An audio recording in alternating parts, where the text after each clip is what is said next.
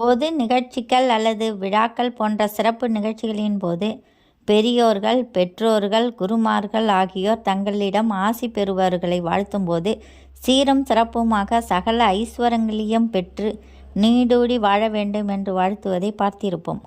அவ்வாறு சகல ஐஸ்வர்யங்களையும் நாம் பெறுவதற்கு காரணகர்த்தாவாக இருப்பவர் செல்வத்துக்கு அதிபதியான மகாலட்சுமி ஆவார். இந்நிலையில் மகாலட்சுமி ஒரு சமயம் வைகுண்டத்தை விட்டு பூலோகத்தை அடைந்து சிவபெருமானை குறித்து தவமிருந்ததே செல்வத்துக்கு அதிபதியானார் என்பது குறிப்பிடத்தக்கது. அவ்வாறு மகாலட்சுமி சிவபெருமானை வழிபடும்போது சிவபெருமானுக்கு மிகவும் பிடித்தமான வில்வ மரமாக இருந்து தவம் செய்ததே அத்தகைய உயர்வான நிலையை அடைந்தார். அதையடுத்து மகாலட்சுமி எங்கே வில்வ மரமாக இருந்து வழிபட்டார் என்று பார்ப்போம். முன்னொரு காலத்தில் தேவர்களும் அசுரர்களும் அமிர்தம் வேண்டி பார்க்கடலை கடைந்தனர். அப்போது வெளிவந்த அமிர்தத்தை தேவர்களுக்கு மட்டுமே கொடுக்க வேண்டுமென எண்ணிய மகாவிஷ்ணு மோகினி வடிவம் எடுத்து வந்தார். அதையடுத்து அசுரர்களை மயக்கி அமிர்தம் அனைத்தையும் தேவர்களுக்கே மகாவிஷ்ணு வழங்கினார். மோகினியின் அழகில் மயங்கிய சிவபெருமான் மோகினி மீது மையல் கொண்டபோது அவர்களுக்கு ஐயப்பன் பிறந்தார். இதை அறிந்த மகாலட்சுமி தன் கணவரான மகாவிஷ்ணுவின் மீது கோபம் கொண்ட பின்னர் வைகுண்டத்தை விட்டு வெளியேறி பூலோகம் வந்தாள்.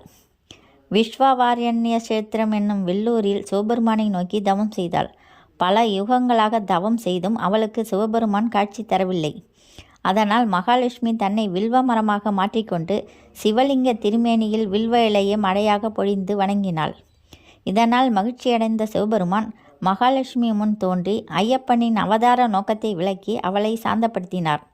பின்னர் அவளை ஸ்ரீவட்ச முத்திரையுடன் கூடிய சாலக்கிரமமாக செய்து மகாவிஷ்ணுவின் இதயத்தில் இருக்கும்படி செய்தார். மேலும் மகாலட்சுமியை ஐஸ்வர்யத்தின் அதிபதியாகவும் இருக்கும்படி அருள் புரிந்தார். இதன் காரணமாக இக்கோயிலில் இருக்கும் மகாலட்சுமி ஐஸ்வர்ய மகாலட்சுமி என்ற பெயரிலேயே பக்தர்களுக்கு அருள் பாலித்து வருகிறார். சுக்கிர பகவானும் இங்குதான் இறைவனை வழிபட்டு யோகத்திற்கு அதிபதியானார். குபேரனும் இறைவனை வழிபட்டு தானாதிபதியாக மாறினார். வாரந்தோறும் வருகிற வெள்ளிக்கிழமையில் வரும் சுக்கிர ஓரையில் காலை 6 to 7 ஐஸ்வர்ய மகாலட்சுமிக்கு 16 வகையான அபிஷேகம் செய்து 16 நெய் தீபங்கள் ஏற்றி 16 முறை வலம் வந்து பிரார்த்தனை செய்தால் 16 வகை பேர்களையும் பெறலாம் என்பது நம்பிக்கை.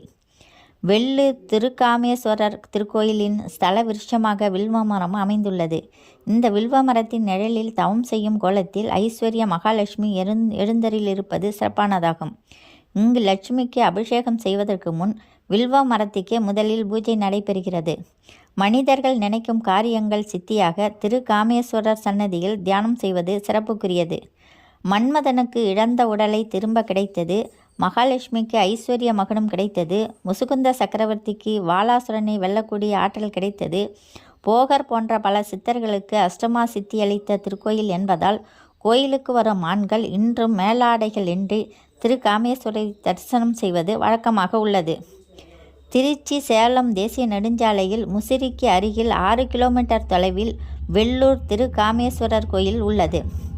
வெள்ளூர் திருக்காமேஸ்வரர் கோயிலில் அருள் பாலிக்கும் இறைவன் திருக்காமேஸ்வரர் என்றும் இரவி சிவகாம சுந்தரி என்றும் அழைக்கப்படுகிறார்கள்.